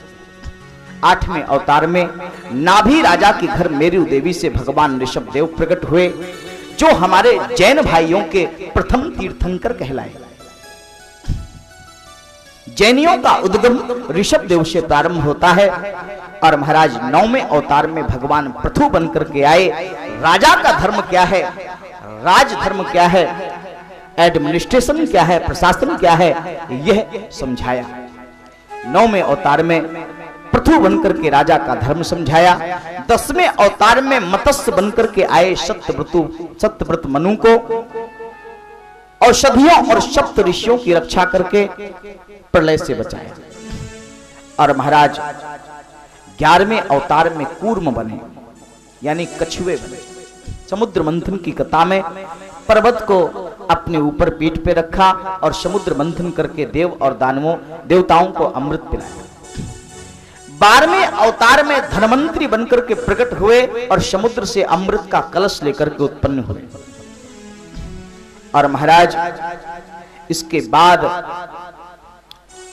13वें अवतार में भगवान ने मोहिनी का रूप धारण किया और दैत्यों को छल करके देवताओं को अमृत पिलाया। 14वें अवतार में भक्त प्रहलाद की रक्षा करने के लिए भगवान खंबे को अपना बाप बनाकर के नरसिंह के रूप में प्रकट हुए और हिरण्यकश्यप नाम के राक्षस का नाश किया। पंचदशम च वामनकम, 15वें अवतार में भगवान वामन बने और महाराज बलि के दरवाजे में जाकर के त्रिपाद पृथ्वी की याचना की, अर्थात 3 पग भूमि मांगी और बलि का उद्धार किया। 16वें अवतार में आधार्मिक क्षत्रिय राजाओं को दंड दिया, भगवान परशुराम बनकर के आए और महाराज पृथ्वी को 21 बार है वंशी क्षत्रियों से रहित किया। 17वें अवतार में भगवान का जन्म ज्ञाना अवतार महर्षि वेद व्यास के रूप में हुआ। वेदों का विस्तार किया, पुराणों की रचना की और जगत में फैली हुई अशांति, असुरक्षा और अज्ञान को दूर करने का प्रयास किया। और महाराज 18वें अवतार में संसार को मर्यादा का ज्ञान कराने के लिए अयोध्या की पवित्र भूमि में भगवान राम बनकर के आए और संसार को मर्यादा का पाठ पढ़ाया। और महाराज 19 और 20वें अवतार में यदुवंश में भगवान बलभद्र और कृष्ण बनकर के आए और कंस जैसे शत्रुओं का नाश करके जगत को सुखी करने का प्रयास किया। 21वें अवतार में भगवान बौद्ध हुए। 22वें अवतार में कल्कि होंगे। भागवत ये भविष्यवाणी करता है कि सहारनपुर जिले के अंतर्गत विष्णु शर्मा नाम के ब्राह्मण के घर में 9 वर्ष की कन्या से नंगी तलवार लेकर के काले घोड़े पर बैठकर भगवान कल्कि का जन्म होगा, जो कलयुग में जीवों का उद्धार करेंगे। अब प्रश्न उठता है कि आप कहेंगे कि साहब ये तो 22 ही रहे, आप 24 बता रहे थे, तो 2 कहां गए? तो देखो, स्मृतिकारों ने, भागवतकारों ने, भागवत के विद्वानों ने अलग अलग टीकाओं में यह चर्चा की है कि भगवान के 2 अवतार और हैं, एक हैग्री है और एक हरि है। और कोई कोई कहता है भगवान के दो अवतार, एक सूक्ष्म अवतार, एक जो आत्मा के रूप में सबके भीतर है ये सूक्ष्म अवतार, और दूसरा शरीर के रूप में है तो ये स्थूल अवतार। इस प्रकार से दो इनको मान लो या दो उनको में मान लो, तो 22 और 2 मिला के हो गए 24। तो 24 भगवान के अवतार हुए। और अब पूछा कि ये 24 अवतार क्यों हैं? बोले गायत्री मंत्र के अक्षर भी 24 हैं, गायत्री मंत्र के अक्षर भी 24 हैं, प्रकृति के तत्व भी 24 हैं, जैन भाइयों के तीर्थंकर भी 24 हैं। और देखो भाई, इसलिए भगवान के अवतार भी 24 हैं। इसलिए भगवान के 24 अवतार हुए। तब ऋषि श्रेष्ठ शौनक ने यह प्रश्न किया सूत जी को, महाभाग्यवान सूत, भागवत की रचना कब हुई, कहां हुई, क्यों हुई, किस स्थान में हुई, किस युग में हुई? भागवत से संबंधित 4 प्रश्न और कर दिए। भागवत के रचयिता वेद व्यास, उनके विषय में बताइए। सुखदेव जी महाराज परमहंस हैं, ज्ञानी हैं, महापुरुष हैं, कृतकृत्य हैं। उन्होंने भागवत को क्यों सीखा, श्री सुखदेव जी महाराज के विषय में बताइए। और अभी 15 मिनट का समय हमारे पास और है ईमानदारी का, तो इतनी कथा सुना करके फिर मैं अपनी वाणी को विश्राम दूंगा। तो इसलिए ये भागवत से संबंधित 4 प्रश्न और कर दिया। सुखदेव के विषय में बताइए। युवा अवस्था में राज सत्ता को छोड़ करके, अन्न जल त्याग करके गंगा के किनारे श्रीमद् भागवत की कथा को परीक्षित ने कब और कैसे और क्यों सुना? और महाराज परीक्षित के विषय में बताइए। हम इन प्रश्नों का जवाब, अब इन प्रश्नों का उत्तर देते हुए आचार्य महाभाग पुराण वक्ता, पुराण श्रेष्ठ श्री सूत जी महाराज ने अपने वक्तव्य को प्रारंभ किया। सूत जी महाराज ने कहा, द्वापरे समनुप्राप्ते तृतीये युग पर्यये जातः पराशराद्यांगी वासव्या कलये हरे। जातः पराशराद्यांगी वासव्याम कलया हरे। और देखो भाई, जब तीसरा द्वापर आया, चतुर्युगी का तीसरा युग है द्वापर, सत्य, त्रेता और द्वापर, और कली, ये 4 युग हैं। और इसलिए धर्म के भी 4 चरण हैं। धर्म के 4 चरण कौन से हैं?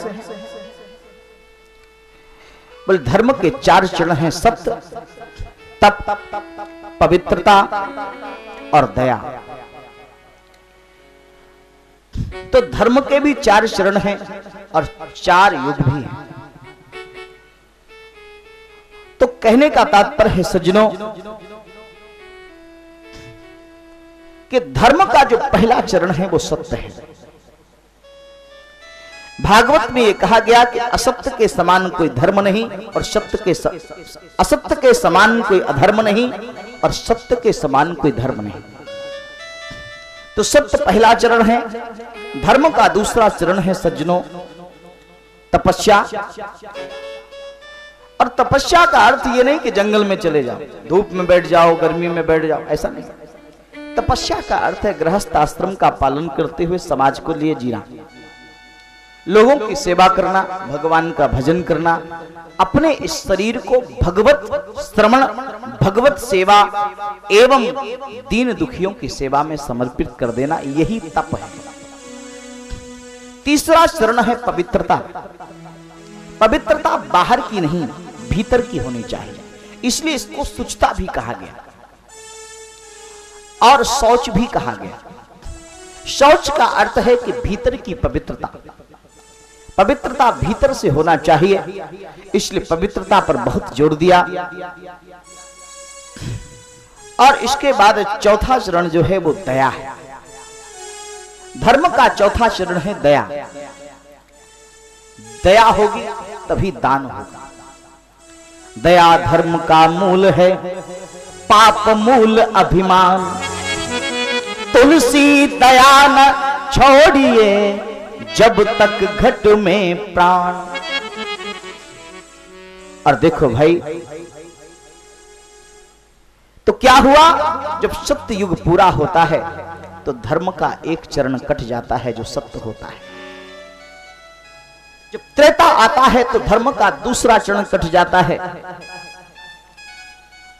और द्वापर में धर्म का तीसरा चरण कट जाता है, और कलयुग में धर्म एक चरण पर खड़ा रहता है। और महाराज तो कहते हैं कि चतुर्युगी का तीसरा युग है द्वापर, और जब चतुर्युगी का तीसरा युग आया तो सूत जी कहते हैं, सज्जनों, पाराशर ऋषि से और सत्यवादी से महर्षि वेदव्यास का प्राकट्य हुआ। मत्स्य कन्या सत्यवती और पाराशर ऋषि के मिलने से महर्षि वेदव्यास का जन्म हुआ। पाराशर के पुत्र हैं इसलिए पाराशरीय कहलाए। पहले नाम से ही पता चल जाता था कि बाप का नाम क्या है, किस खानदान का। राघव कह दिया तो पता चल गया रघुकुल में पैदा हुआ है। भृगु कहा तो समझ में आ गया कि भृगुकुल में पैदा हुआ है। पाराशरीय कह दिया तो पता चल गया महर्षि पाराशर के पुत्र हैं, इसलिए पाराशरीय कहलाए। और महाराज तो महर्षि पाराशर का प्राकट्य हुआ, महर्षि व्यास का प्राकट्य हुआ। बद्रिका आश्रम में बेर खाकर के इन्होंने तपस्या की, वेदों का विस्तार किया। कृष्ण द्वीप में इनका जन्म हुआ, इसलिए कृष्ण द्वैपायन कहलाए। और इसलिए व्यास को ब्रह्मा विष्णु और महेश तीनों की उपाधि दी गई। अचतुर्वदनो ब्रह्मा द्विबाहो रपुरो हरिः अभाल लोचनो शंभु भगवान बादरायणः।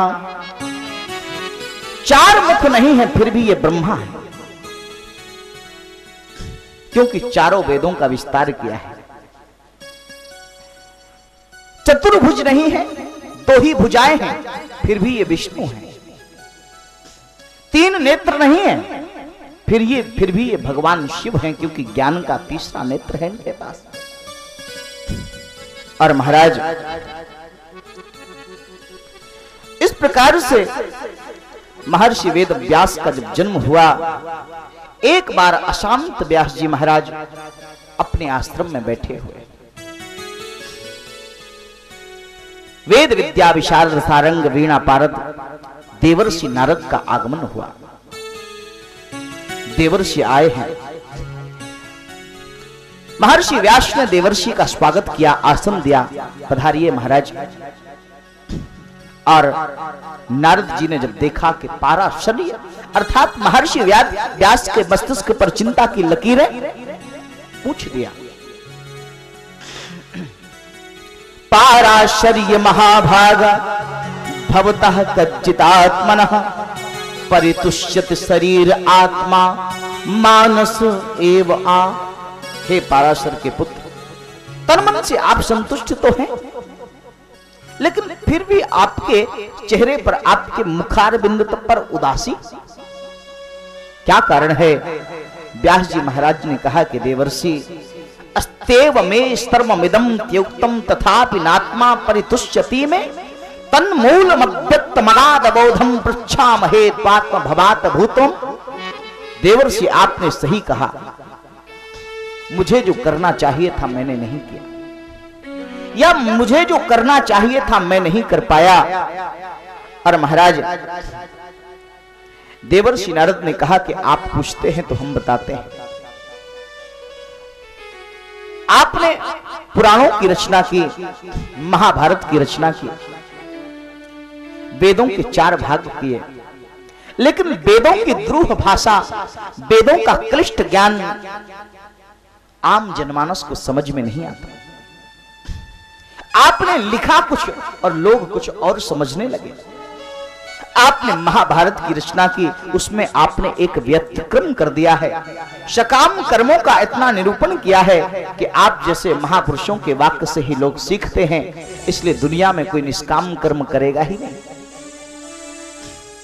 और महाराज कलयुग आ रहा है, कलयुग में लोगों को ज्ञान और वैराग्य की बातें ना ही जचेंगी और ना ही पचेंगी। इसलिए भाव को केंद्र में रख करके भगवान का गुणगान करने वाला भक्तिवर्धक एक ऐसा ग्रंथ लिखिए जो आम जनमानस को, सभी को, छोटे से लेकर के और बड़े तक सभी को मुक्ति का दावा करे कि मैं मुक्ति दूंगी। और कल मैंने निवेदन किया था सज्जनों कि दुनिया के धर्मों में, जितने भी दुनिया में धर्म प्रचलित हैं, दुनिया के किसी भी धर्म में श्रीमद् भागवत जैसा कोई ग्रंथ नहीं है जो ये दावा करता हो कि मैं मुक्ति दूंगा। ये श्रीमद् भागवत ही गर्जना करता है कि मैं तुम्हें मुक्ति दूंगा, मेरी शरण में आओ, मैं तुम्हें मुक्ति दूंगा। एकम भागवतम शास्त्रम मुक्तिदानेन गर्जति। एक भागवत है जो मुक्ति का दान करने की गर्जना करता है। और इसलिए आपने वेद में ऐसी क्लिष्ट भाषा का प्रयोग किया है सज्जनों कि लोग कुछ का कुछ समझ बैठे हैं। आपने लिखा कि बलि देनी चाहिए, पशून आन लभेत लिखा आपने, पशुओं की बलि दी। लोगों ने इसको प्रमाण मान करके बकरे काटना प्रारंभ कर दिए, पशुओं की बलि देना प्रारंभ कर दिया। लेकिन आपका आशय यह नहीं था। आपने वेद का अर्थ करते हुए यह लिखा कि सज्जनों, जो तुम्हारे भीतर जो पाशविक वृत्ति है, तुम्हारे भीतर जो पशुता है, तुम्हारे भीतर जो अज्ञानता है, उसको भगवान के चरणों में यज्ञ की अग्नि में समर्पित करके भस्म कर दो और पशुता को छोड़ करके मनुष्य बन जाओ। लेकिन लोग समझ नहीं पाए और आपकी बात को ना समझने के कारण लोग पशुओं की बलि देने लगे। और सचमुच किसी भी धर्म के लोग अपने धर्म की बातें समझ ना पाए। और समाज की बड़ी विडंबना है कि प्रत्येक धर्मों में बलि की प्रथा है। कोई कहता है काली मैया बकरा खाती है, कोई कहता है कि खुदा साल में एक बार बकरा लेता है, वो बकरीद मनाई जाती है। तो जैसे वेद को सनातन धर्मी समझने में नाकाम रहे, वैसा मुझे कभी कभी लगता है कि मोहम्मद पैगंबर के पैगाम को समझने में कभी कभी मुसलमानों ने भी भूल कर दी।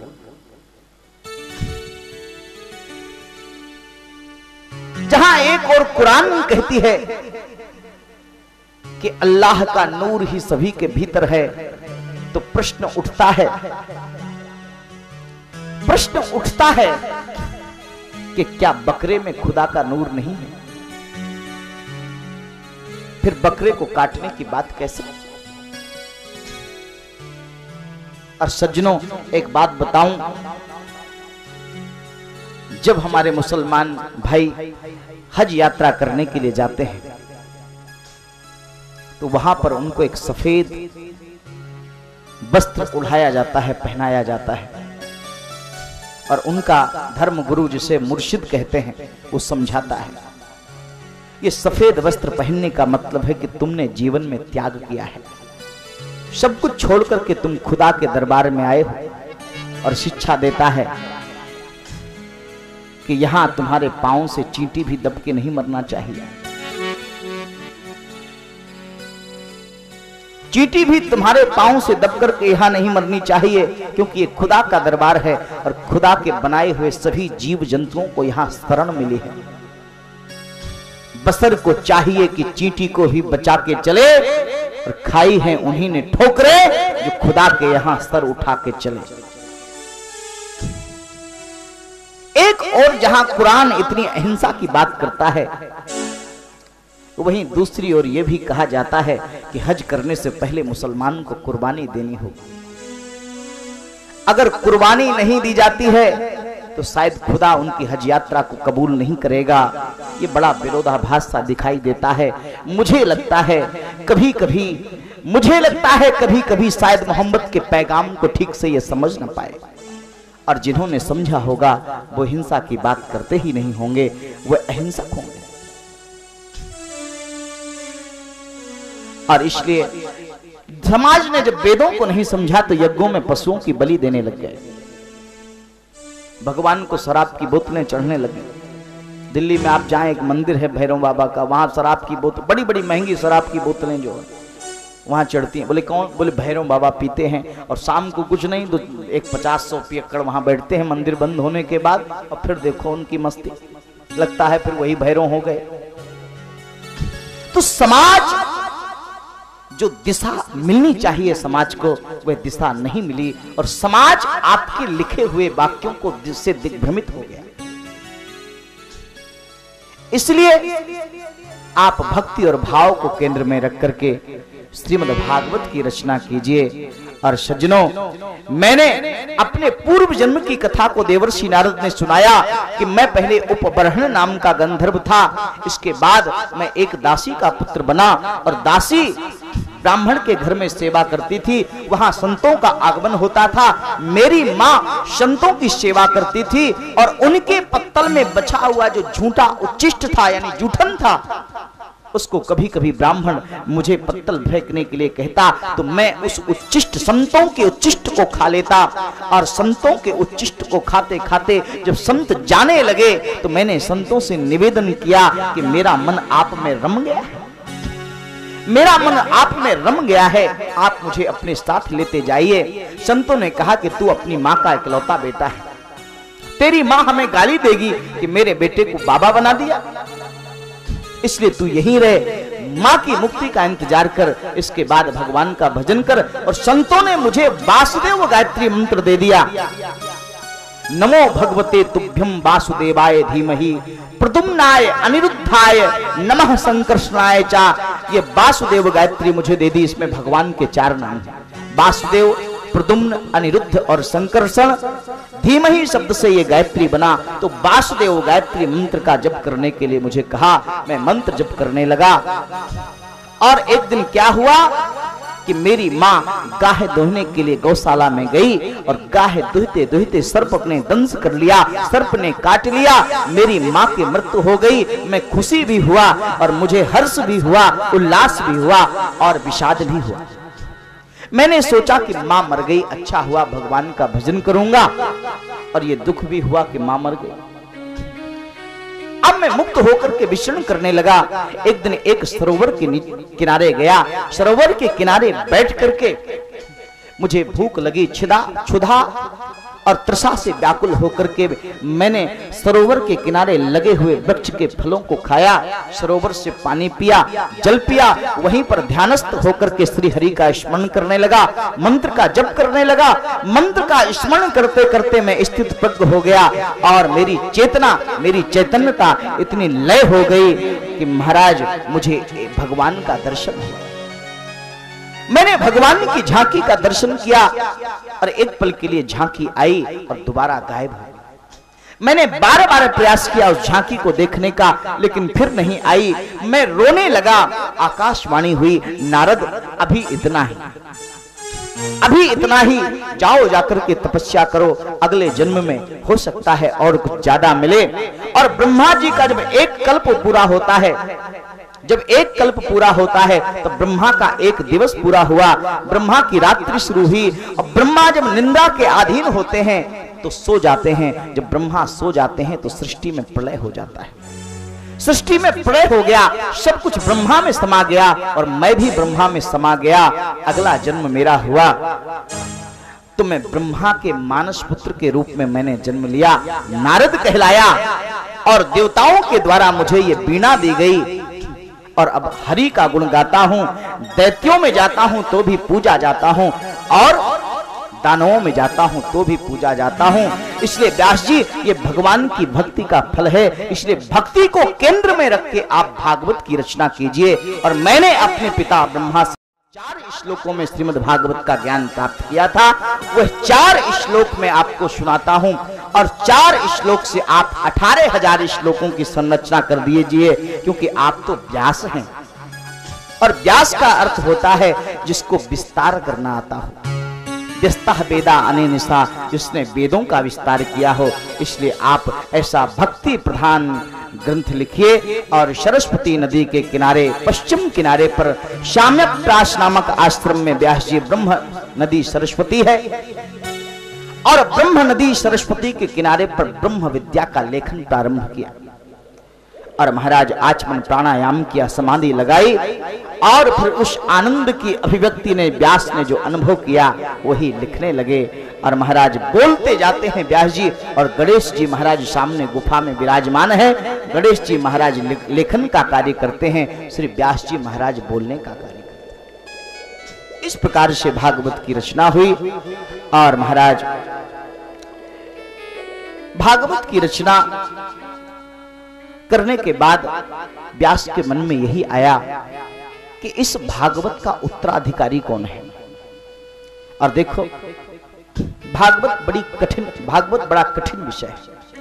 कभी भी किसी विद्वान की परीक्षा लेनी हो तो कहा जाता है विद्यावताम भागवते परीक्षा।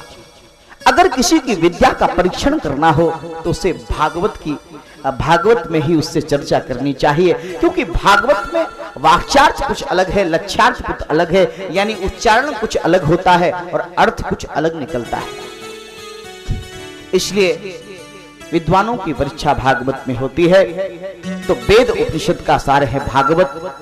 और देखो भाई, हमारे यहां पर 3 भाग हैं। वेद भगवान है, उसके 2 भाग हैं, ब्रह्म और पुराण। ब्रह्म भाग को मंत्र भी कहते हैं, संहिता भी कहते हैं। हमारे यहाँ 4 संहिताएं हैं, ऋग, यजु, साम, अथर्व, यानी ऋग्वेद, यजुर्वेद, सामवेद और अथर्ववेद। इसके बाद ये संहिता भाग मंत्र भाग है, दूसरा भाग है पुराण।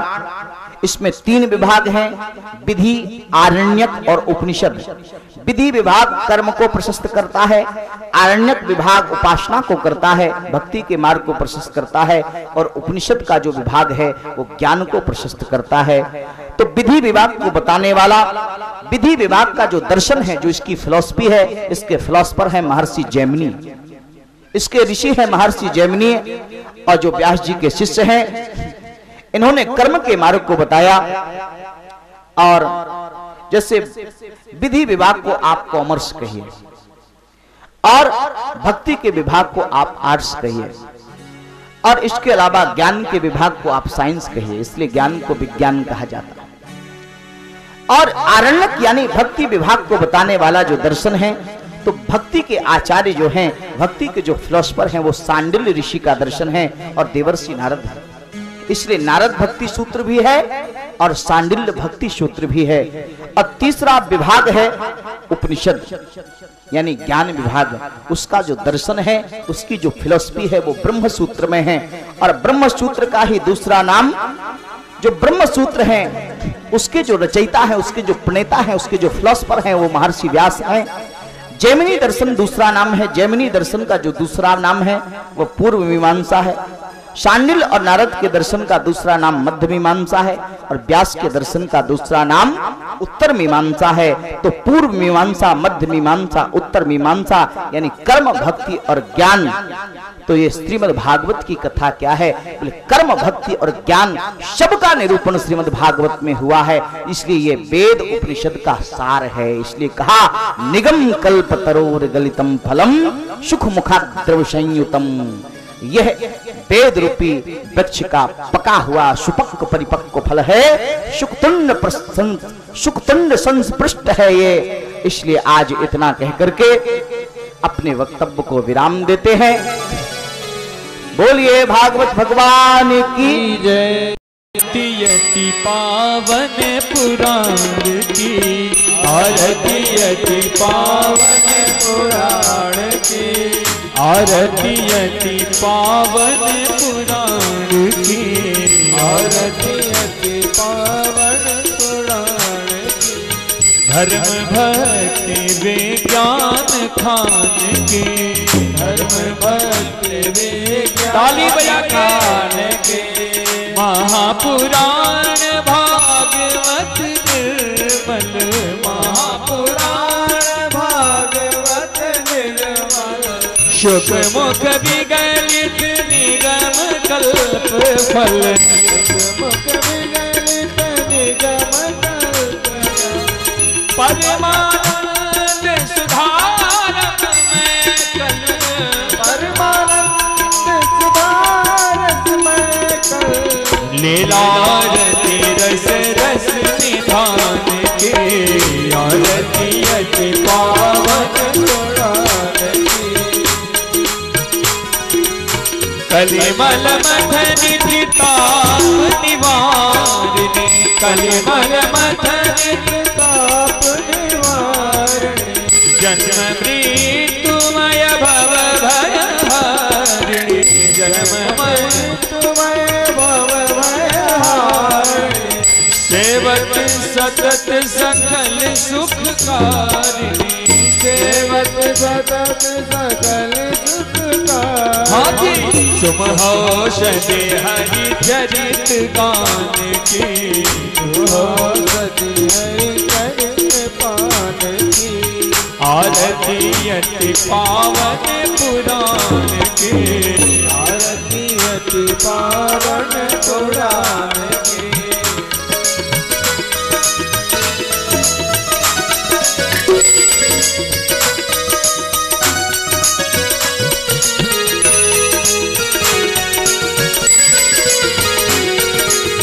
विषय विलास विमोह विनाशिनी, विषय विलास विमोह विनाशिनी, विमल विराग विवेक प्रकाशिनी, विमल विराग विवेक प्रकाशिनी, भगवत तत्व रहस्य प्रकाशिनी, भगवत स्वतः प्रकाशिनी, परम ज्योति परमात्म ज्ञान के, परम ज्योति परमात्म ज्ञान के, परमहंस मन मन उल्लासिनी, रस कढ़ी दया रस दास विलासिनी, परमहंस मुनि मन उल्लासिनी, रस कढ़ी दया रस दास विलासिनी, होके मोगी रति प्रेम सुदासिनी,